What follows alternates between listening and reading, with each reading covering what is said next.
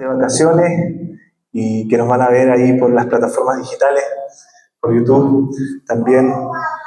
Así que los saludamos, les extrañamos también, les envidiamos, perdón, eso no. Amén. Queremos estar con ustedes ahí en la playita o a donde estén. Queremos también, pero amamos estar acá, de todas maneras. Amamos estar en Iglesia Hogar, ¿no? Independiente del lugar donde sea, amamos Iglesia Hogar, ya sea en el auditorio o ya sea en alguna casa, ¿no? Qué bendición son los tiempos en casa, ¿no? Qué dinámica más linda se da de ver una iglesia que se mira a la cara y no solamente que se mira a las nucas, ¿no? Es algo realmente maravilloso. Bueno, vamos a seguir con el libro de los Hechos. Estaba leyendo lo que Erika compartió la semana pasada. Lo estaba leyendo, lo estaba estudiando. Y me pareció muy interesante el resumen que envió Erika. La verdad es que me bendijo mucho. Creo que no es fácil. Con este nomás, seguro. No es fácil hacer un resumen de 3 capítulos en una sola reunión, ¿no? Entonces, te felicito, Erika, por eso. No es fácil en una reunión 3 capítulos, eso es algo difícil.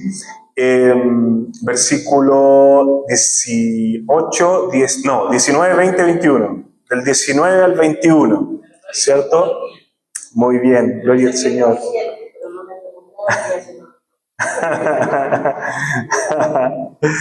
Bueno, Dios es bueno, ¿no?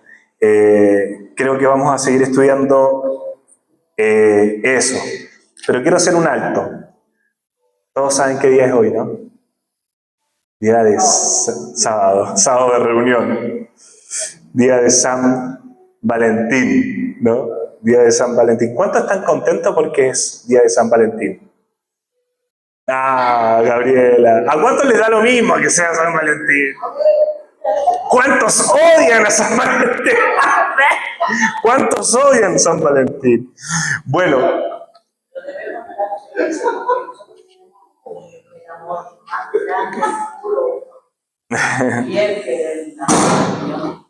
Gloria al Señor. Gloria al Señor. En la mañana estaba conversando con el Señor y el Señor ponía esto en mi corazón. Después de un viernes 13, viene un 14, viene un sábado 14 de San Valentín. Después de un viernes, no sé cuántos vieron alguna vez viernes 13 o saben el significado de viernes 13, ¿no? Por ahí, por los años 90, yo por lo menos recuerdo que eran los años 90, que Viernes 13 era una serie de películas con una connotación, déjalo así nomás, con una connotación terrorífica, ¿no? Con una connotación terrorífica, ¿no? De hecho, hay una película de terror que se llama Viernes 13, ¿ya? Y tiene todo un simbolismo el viernes 13 de cosas relacionadas al terror o a la mala suerte o a las malas expectativas. Entonces, después de un viernes 13, viene un sábado 14. Para los que estamos en Cristo Jesús, después de un viernes 13, hay un sábado 14. ¿Cuántos dicen amén a eso? Después de un viernes 13, hay un sábado 14. Hay un día del amor. Y nosotros tenemos una cita con el Señor y qué bueno es poder estar acá. Qué bueno es poder estar acá. Podríamos haber estado en cualquier otra cita, pero estamos acá, el Señor nos citó y nosotros creemos que las citas con Dios son importantes, ¿no? Gloria al Señor. Gloria al Señor. Acompáñenme conmigo a Hechos capítulo 22. Hechos capítulo 22.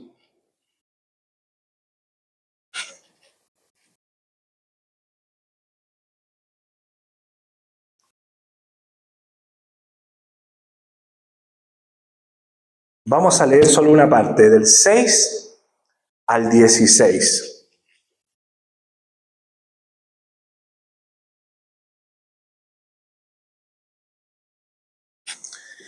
Y en algunas Biblias tiene como título Pablo relata su conversión y dice así, en el nombre del Señor: pero aconteció que yendo yo, al llegar cerca de Damasco, como a mediodía, de repente me rodeó mucha luz del cielo y caí al suelo y oí una voz que me decía: Saulo, Saulo, ¿por qué me persigues?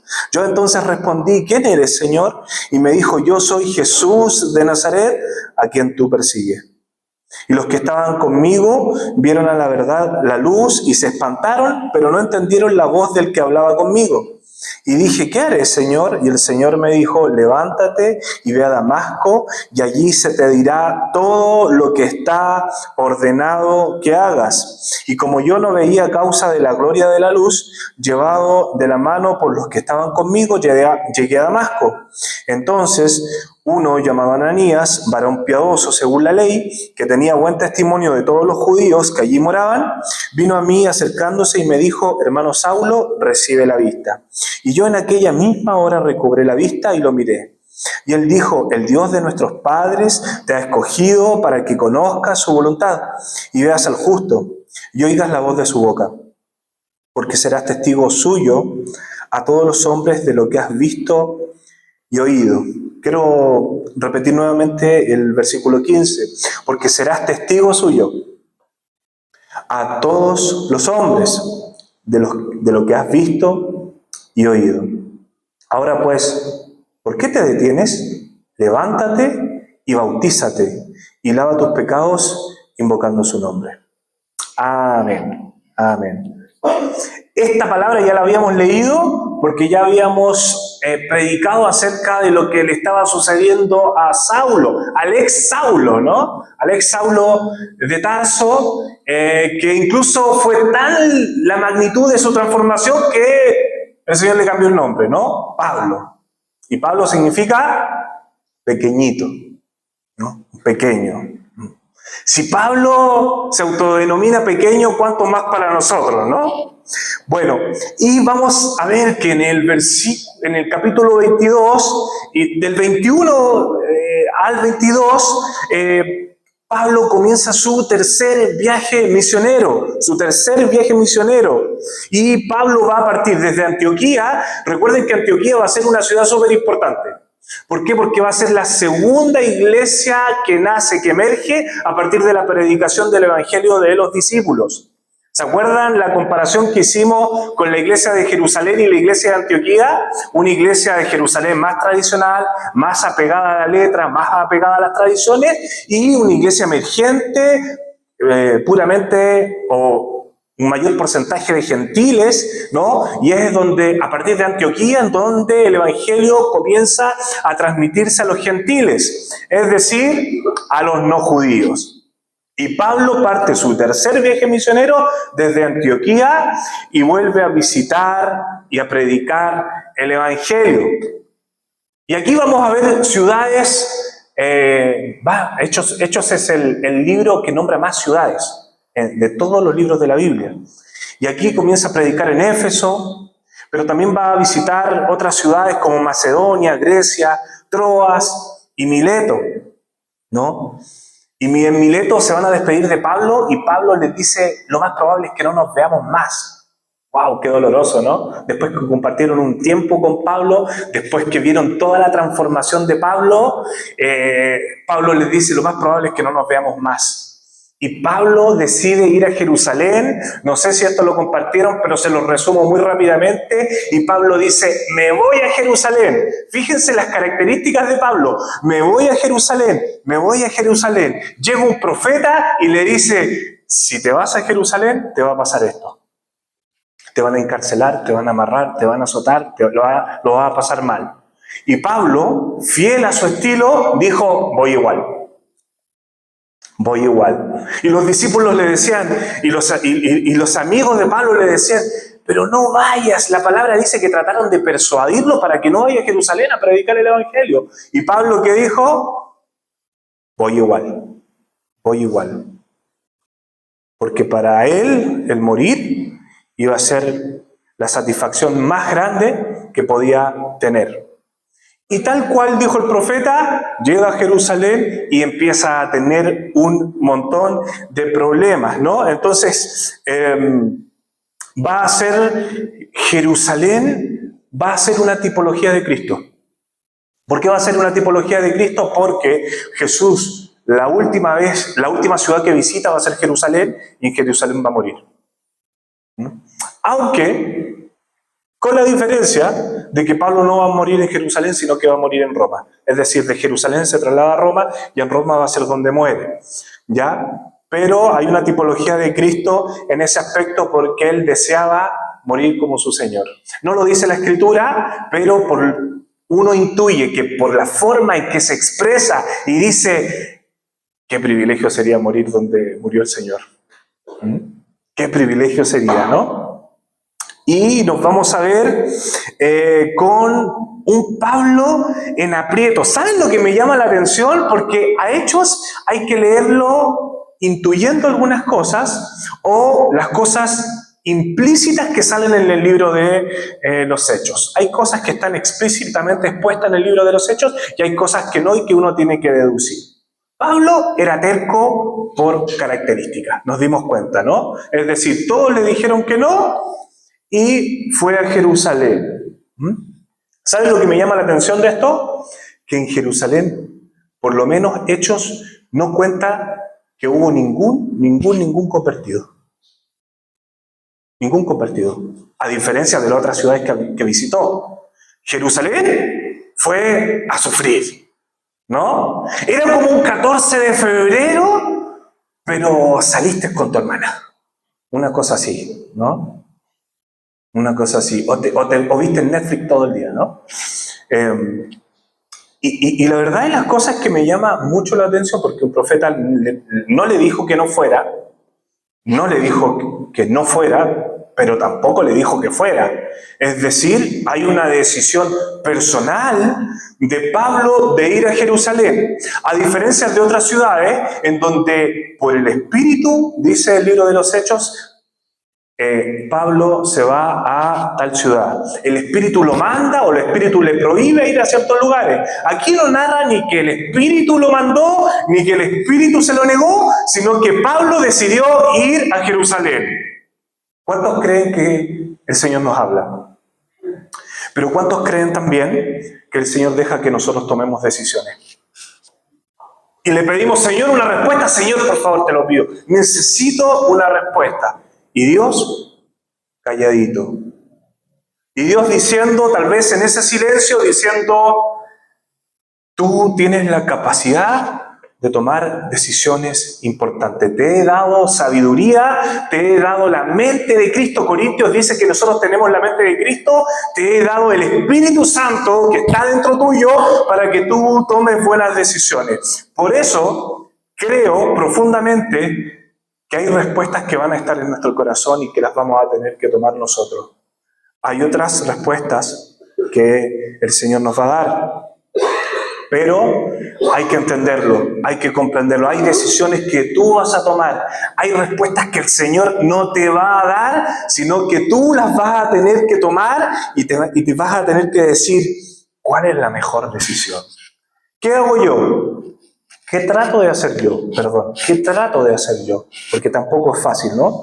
¿Qué trato de hacer yo? Lo que trato de hacer yo, cuando el Señor no me da ni una pista, cuando el Señor pareciera que desapareció y no dijo nada y cayó, es ahí es cuando yo pido consejo a otros que probablemente son más sabios que yo, ¿no?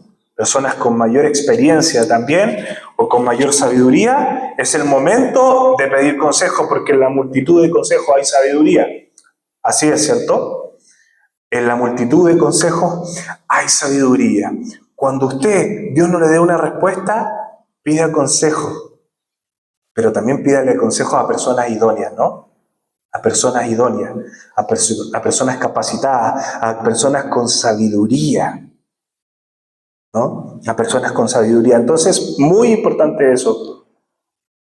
Y quiero irme un poquito antes porque en el capítulo 21, versículo 30 dice que la multitud, cuando llegó Pablo a Jerusalén, fíjense lo que sucedió. La multitud se agolpó y se apoderó de Pablo y lo sacaron fuera del templo.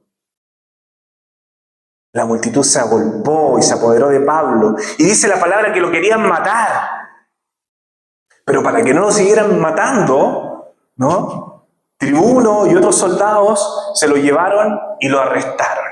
Es decir, le salvaron. Imagínate cómo fue tan compleja la situación que el tribuno y los soldados le salvaron el pellejo, pero al mismo tiempo lo arrestaron. ¿No? Porque dijeron, este cabro algo hizo. Esta persona, si lo quieren matar los mismos judíos, entonces algo hizo, ¿no? Y ahí empieza una serie de cuestionamientos acerca de la persona de Pablo, y lo que va a hacer Pablo desde el final del capítulo 21 y el capítulo 22, 23 y 24, lo único que va a hacer el apóstol Pablo, si ustedes leen, va a ser defenderse para que no lo juzguen. Defenderse ante las autoridades romanas y también ante las autoridades judías. Es decir, capítulo 22, capítulo 23 y capítulo 24 solo es prestarse ropa a él mismo. Pero en el fondo, si uno lee con mayor cuidado, lo que está haciendo Pablo no es salvándose el pellejo, sino que dando testimonio acerca de quién lo llamó. Por eso es importante el libro de los Hechos, leerlo, hacer una doble lectura acerca del libro de los Hechos. Es decir, lo leemos como un libro histórico, porque es un libro cronológico, pero también lo leemos en detalle para entender cuál fue la intención de Pablo realmente en sus viajes misioneros, ¿no? Y lo que sigue en estos capítulos, entonces, es la defensa de Pablo frente a diferentes autoridades. Tribuno, frente al tribunal judío, frente también a Félix, el gobernador, y una serie de otros, el rey Herodes de Agripa también, y otras autoridades importantes de la época. Entonces se va a tener que defender una y otra vez Pablo, pero fíjense que en un momento de tanta dificultad, en donde él tiene que reclamar por sus derechos, lo que él está haciendo es dar testimonio de Cristo. Entonces, no les voy a contar toda la historia, pero hay principios, hay cosas muy importantes que debemos rescatar del relato ante su propia defensa. Fíjense que en el capítulo 22, del 6 al 16, Pablo cuenta su historia para defenderse de lo que estaba sucediendo, porque a Pablo lo estaban atacando, a Pablo lo querían matar, a Pablo lo querían arrestar, y le dicen, hey, yo no he hecho nada malo, nada malo. Y fíjense que al escuchar el testimonio de Pablo, lo primero que se me viene a la mente es que la misión de Dios no nace de una ambición personal, sino que de una iniciativa del cielo. El encuentro y la realidad que nosotros tenemos con Jesús no nace por tu iniciativa, sino que nace por iniciativa del cielo. Es Dios que comienza la obra en nosotros. Es Dios quien comienza la obra en nosotros. Es Dios quien nos busca para que nosotros podamos tener un encuentro real y genuino. ¿Cuántos creen que Dios lo buscó? ¿Cuántos creen que Dios lo buscó? ¿Cuántos creen que Dios te está buscando hoy? Si tú crees que nosotros cuando intentamos buscar a Dios, erramos. Erramos porque nuestras tradiciones y nuestros preceptos acerca de quién es Dios pone una brecha, una distancia entre quién es Dios realmente y nosotros. Y empezamos a poner argumentos, requisitos para encontrarnos con Dios. Lo habíamos hablado en otro momento, eso significa religión, religare, los intentos del hombre por ligar a Dios, por ligarse a Dios. Y nos vamos a dar cuenta que todos los intentos por encontrarnos con Dios van a fracasar, excepto que Dios se revela en nuestra propia vida. Entonces, es iniciativa de Dios primeramente, y obviamente nosotros aceptamos esa invitación. Lo que pasa con Pablo en el camino a Damasco es una realidad para nuestras vidas. Dios, la iniciativa de Dios primero al buscarnos. La palabra del Señor dice, no hay quien busque a Dios. No hay quien busque a Dios, ni siquiera uno. Ni siquiera uno. No hay quien busque a Dios. Es decir, todos los intentos por buscar a Dios han fracasado a lo largo del tiempo, incluso la religión evangélica. Es que lo que pasa es que nosotros lo tenemos que entender de esta manera. Es Dios en un encuentro divino que sale a tu camino y te busca. Esa es una realidad que nos muestra Hechos y el testimonio de Pablo. Entonces la iniciativa del cielo, nosotros oramos y nosotros tenemos la autoridad para que Dios nos use y para que nosotros seamos parte de esta misión que Dios está haciendo en la tierra. Otra cuestión interesante, otro punto importante, es que Pablo demuestra su sensibilidad cultural al hablarle al pueblo en arameo. Hay una parte en el capítulo 22 que Tribuno lo rescata, una autoridad lo rescata y le dice, compadre, en chileno, ¿no? Compadre, vas a tener que defenderte o si no, aquí te quieren matar. Tu propio pueblo te quiere matar. Por eso digo que es una tipología de Cristo, porque el propio pueblo quería matar a Pablo. Y le dijo, ¿hablas griego? Sí, tranqui. Era como te dijeron, ¿puedes hablar en inglés? ¿No? Porque el griego era como el inglés, ¿no? En este tiempo. Y le dijo que Pablo sí sabía hablar griego, pero cuando comienza a hablar, dice la Escritura que habla en arameo. Fíjense, se defiende ante los tribunales hablando en arameo. ¿Y cuántos creen que cuando la Biblia da un detalle es porque lo hace de manera intencional? No creo que la Escritura ponga las cosas por ponerlas. Y dice que en su primera defensa, Pablo va a hablar en arameo. Arameo era la lengua nativa del pueblo judío. Y habla en arameo. Y dice la palabra que cuando Pablo comienza a hablar en arameo, todos guardan silencio. ¿Por qué?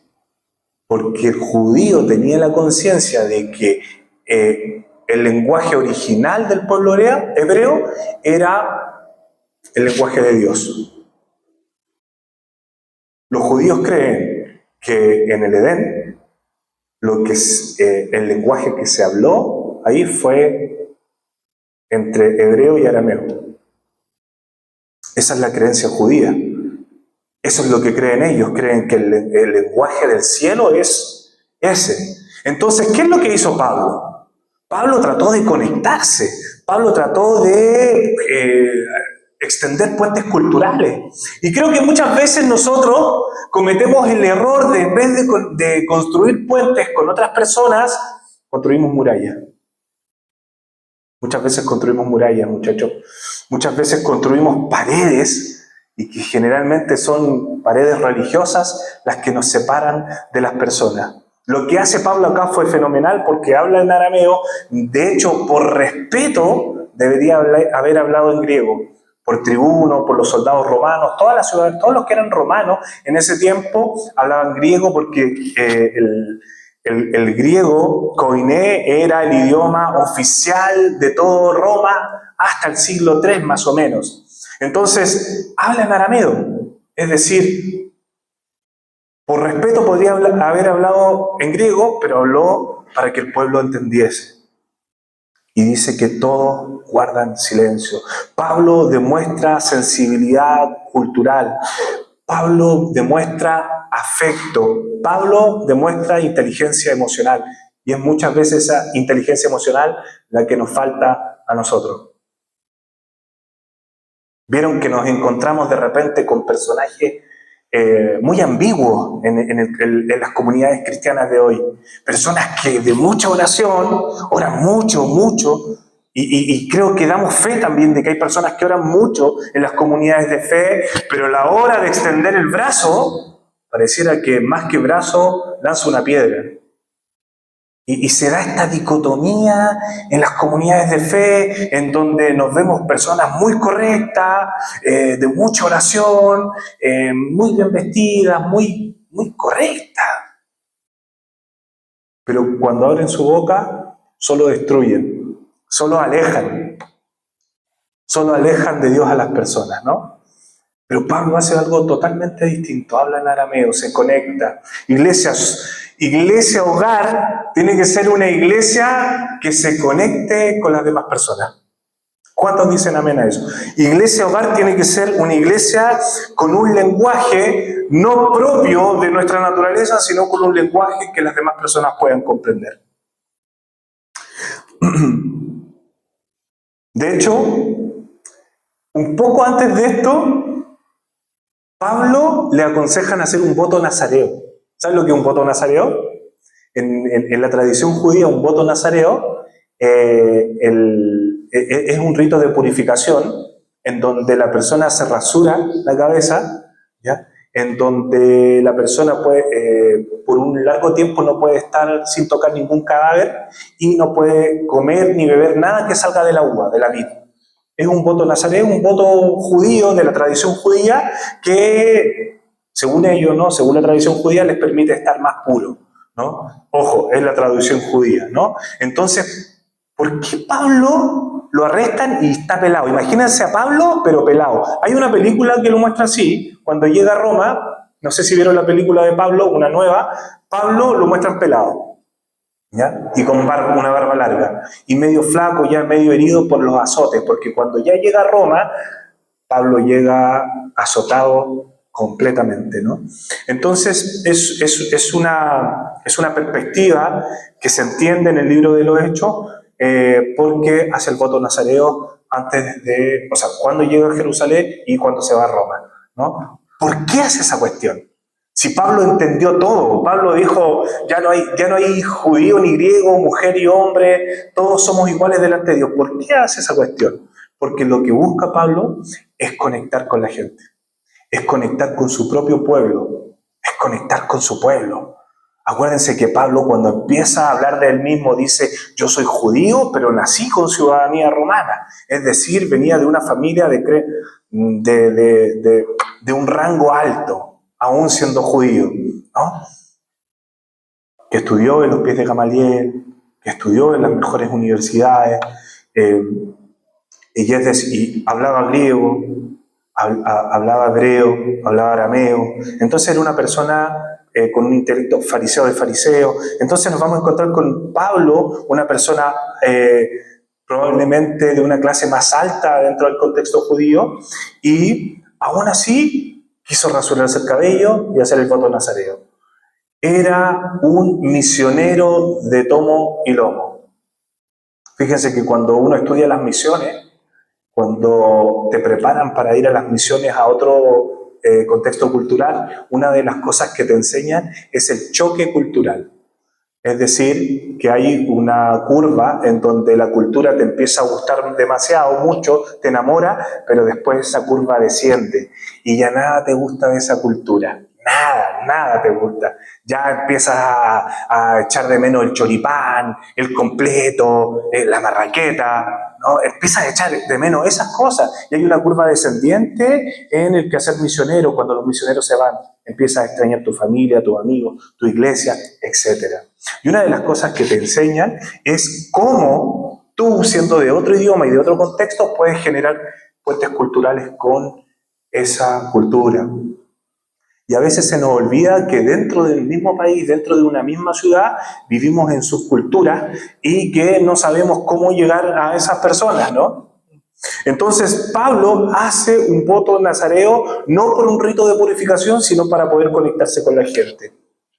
Pablo utiliza su ciudadanía romana para defenderse ante las autoridades.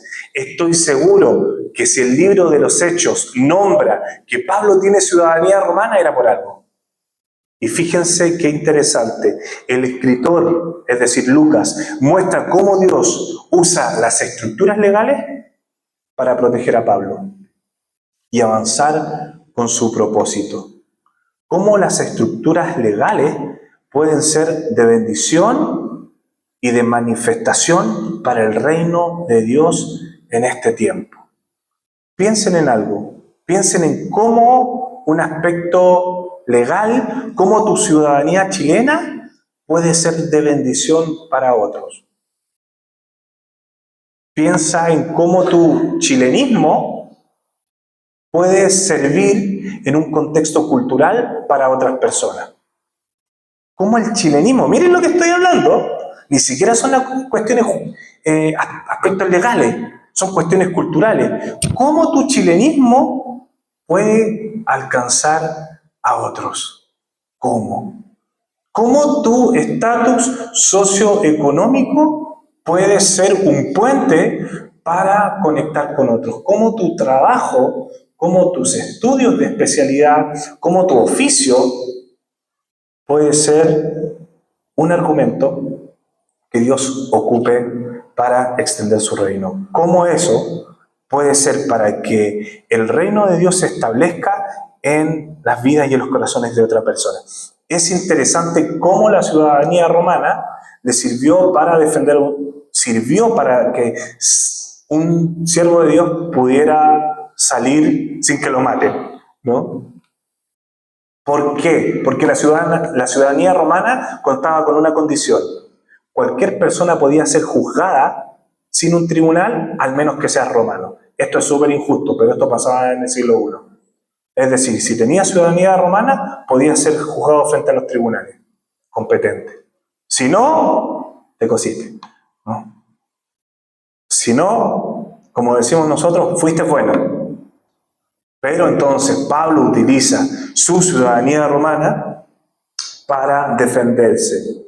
Yo estoy seguro que en este tiempo hay muchas cuestiones legales que el Señor está utilizando para extender su reino. He podido compartir con misioneros que han dicho que las ONG han sido un instrumento legal para extender el reino, especialmente en esos países en donde no pueden entrar con una visa religiosa, por ejemplo, ¿no? ¿Hay visas religiosas? Sí, pero son muy limitadas. Es decir, la mayoría de los misioneros, y especialmente los misioneros que salen a lugares más complicados, no salen por visa religiosa, sino que salen por trabajo, por ONG. Hace años atrás conocí a una chica chilena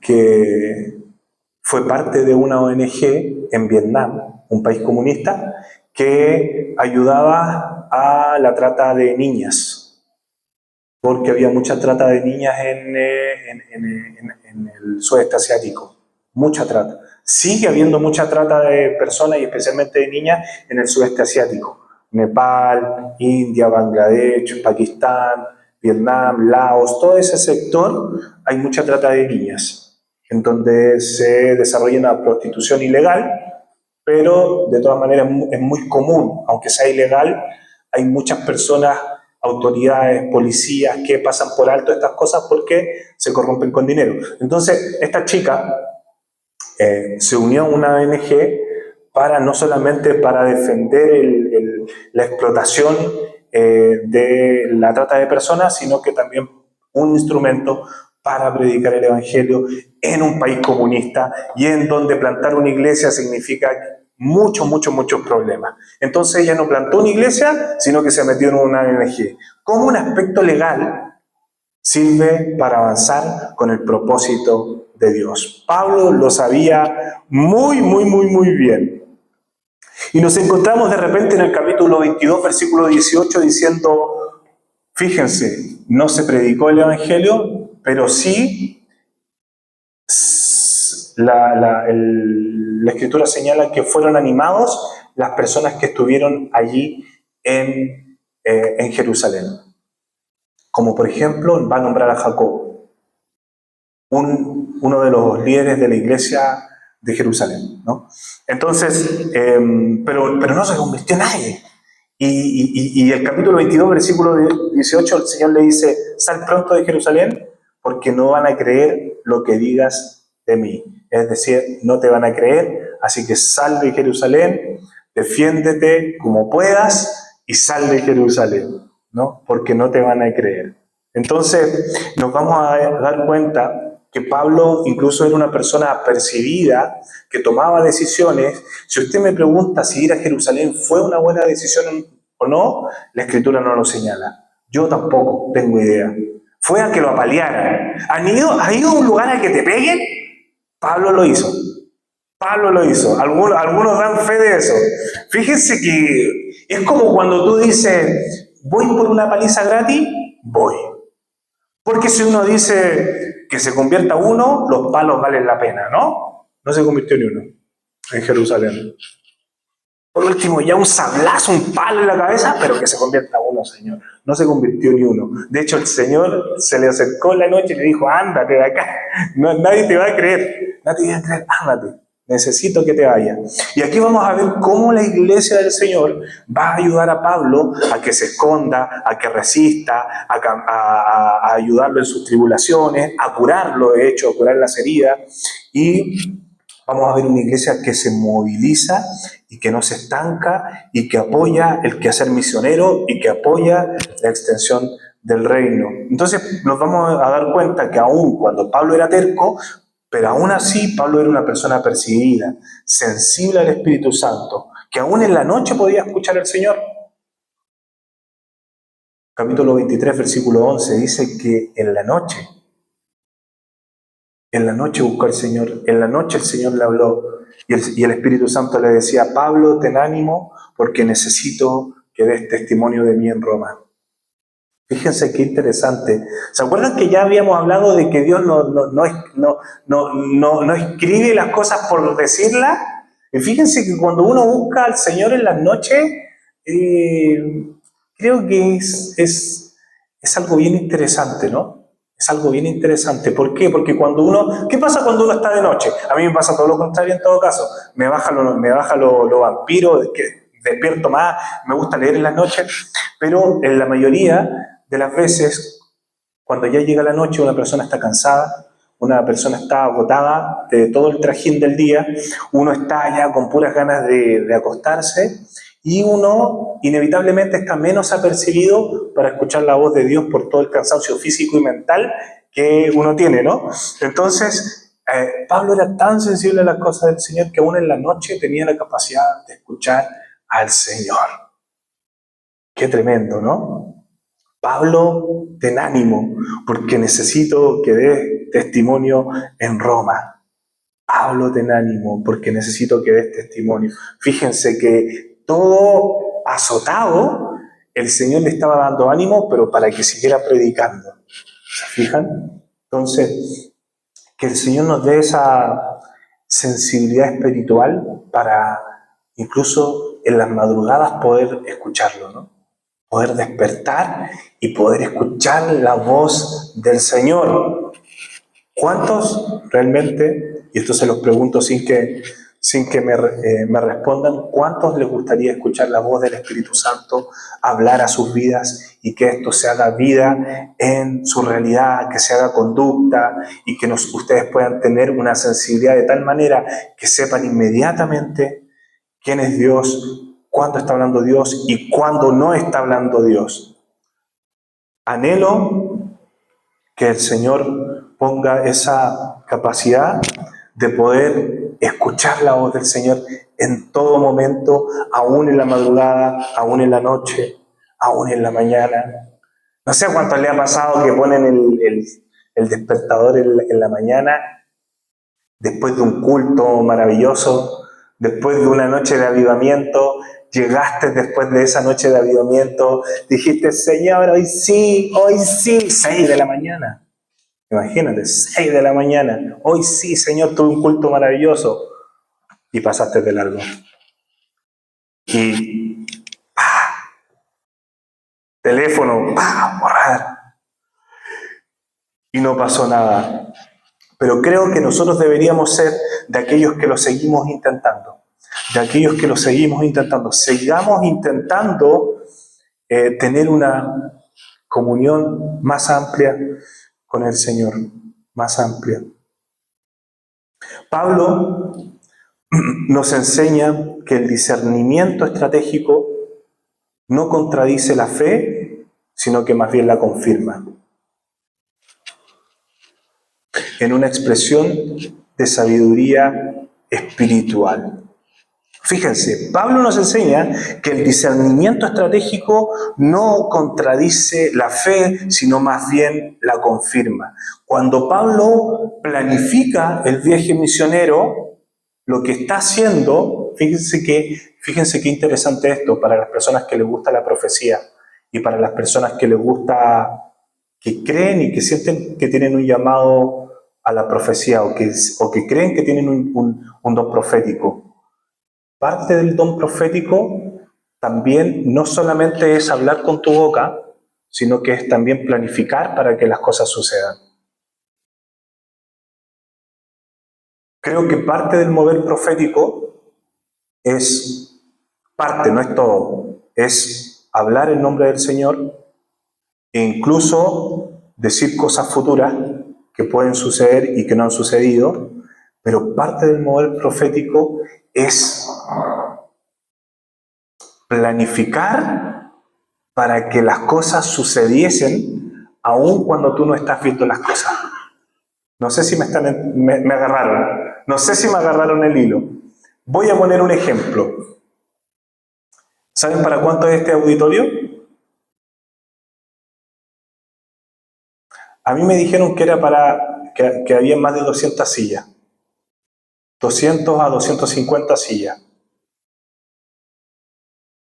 Y la pregunta del millón es, ¿por qué estamos acá? ¿Por qué estamos acá? ¿Por qué no estamos en una ruquita? ¿Por qué nosotros nos juntamos en casa? Porque la visión que Dios nos entregó y porque la planificación profética que nosotros estamos haciendo es que creemos que la gente va a añadir personas. Parte del mover profético es hacer las cosas como si fuesen. Parte del mover profético es hacer las cosas creyendo que van a suceder. ¿Se entendió un poquito mejor, no? ¿Se entendió un poquito mejor? ¿Sí? ¿Sí? Es como cuando el Señor le dices algo, pero ya vas con la que perdiste, ¿no? Es decir, le estás diciendo al Señor, le estás declarando algo en tu vida, pero la mente de perdedor todavía no la hemos podido cambiar. No la hemos podido cambiar. Entonces creo que es muy importante decirle al Señor, nosotros estamos en Ñuñoa porque le estamos declarando al cielo de que la gente de Ñuñoa puede ser alcanzada. Le estamos diciendo al Señor, le estamos gritando al cielo de que las personas que están un poco más acomodadas también pueden recibir el mensaje y ser transformados. Gloria al Señor por eso, ¿no? Entonces Pablo nos enseña que el discernimiento estratégico, que la planificación es parte también del mover profético y no contradice la fe, sino que más bien la confirma. No la contradice. Es decir, nosotros no podemos movernos proféticamente y solamente estar, como le dijera yo, ser espontáneos por la vida. A mí me pasaba algo, a mí me pasaba algo que en tercero y cuarto medio no era muy bueno para estudiar. Les debo confesar este pecado, que no era muy bueno para estudiar, pero en las exposiciones no estudiaba, pero me las remanejaba. Como era espontáneo, entonces si lo que no me sabía lo inventaba y me salía bien. ¿Viste? Entonces como a los profes les agradaba y como era espontáneo, me iba bien en la exposición y me salvaba. Pero lo que yo creí, lo que yo estaba creyendo de mí, es que sin planificar y sin estudiar me iba a ir bien. Mal pensamiento, ¿no? Mal pensamiento, ¿no? Me di cuenta que la espontaneidad no me iba a servir para siempre. Y no siempre me iba a sacar de apuro. Necesitamos planificar, necesitas planificar tu vida espiritual. Necesitas planificar tus ayunos. Necesitas planificar tus tiempos con Dios. Iglesia, necesitamos planificar los tiempos con Dios. Así como planificas tu trabajo, así como planificas en qué momento pagar las cuentas, en qué día, no me voy a pasar de pagar Entel porque me cobra la tasa de interés, no, lo pago después la cuota del banco y me cobra más. Entonces así nosotros deberíamos planificar estratégicamente los tiempos con el Señor. Los tiempos con el Señor se planifican, iglesia. Necesitamos planificar los tiempos con el Señor. Necesitamos agendar los tiempos con la comunidad de fe. Lo necesitamos. Gloria al Señor. Y esto, y toda la vida de Pablo, que la pueden leer en casa, ¿no? Todo lo que el capítulo 22 y el capítulo 23. Pero algo que queda en mi corazón mientras Pablo se defiende a sí mismo, pero al mismo tiempo da testimonio de Cristo, es que Dios confirma el llamado en medio del conflicto. De otra manera sería así: Dios confirma tu llamado en medio de tu conflicto, en medio de tu temporada difícil. Eso es lo que pone el Señor en mi corazón mientras leo a Pablo tratando de salvar su pellejo. Dios confirma tu llamado en medio de tu conflicto. Quiero decirte, iglesia, que si Dios te llamó al desierto, no es para afligirte, sino para capacitarte. Es lo que el Señor ha estado poniendo en mi corazón también. Dios no me ha llamado al desierto para afligirme, sino para capacitarme. Dios no te llama al desierto para castigarte, iglesia.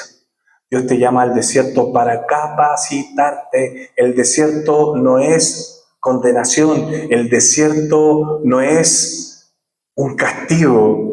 El desierto es una capacitación para todos aquellos que hemos creído.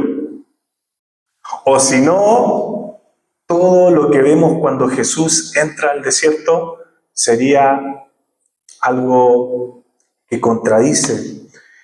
De hecho, el Evangelio dice que el Espíritu Santo lo llevó al desierto, ¿no? El mismo Espíritu Santo lleva a Jesús al desierto para que sea incluso tentado por el enemigo. Entonces, quiero que te quedes con esto, iglesia. Dios no te llama al desierto para castigarte. Dios no te llama al desierto necesariamente para afligirte o únicamente para afligirte. La aflicción tiene un propósito y es para capacitarnos. Que Dios nos ayude. Si Dios te llama a vivir temporadas difíciles, es para que tu fe crezca. Fíjense que la fe no pasa mucho tiempo cuando la fe es puesta a prueba constantemente. Una y otra vez, una y otra vez. ¿No les ha pasado a ustedes que salen de una y se meten en otra? Y a veces, sincerémonos, ¿no? Sincerémonos, a veces nos metimos nosotros solitos, a veces no es el Espíritu Santo que hace así, a veces somos nosotros que nos agarramos y nos metemos en la pata de los caballos, ¿no? Y es verdad, pero hay momentos, hay temporadas en donde necesitamos que nuestra fe crezca para que la dependencia del Señor sea abundantemente mayor, aún con todas las etiquetas que nos puedan poner, aún con todas las malas expectativas que tienes de tu propia vida, no va a poder frustrar el propósito que Dios tiene para tu vida. Alguien lo tiene que escuchar. Aún con las pocas expectativas que tienes de tu propia vida, nada ni nadie puede frustrar el propósito por el cual tú fuiste creado. Padre,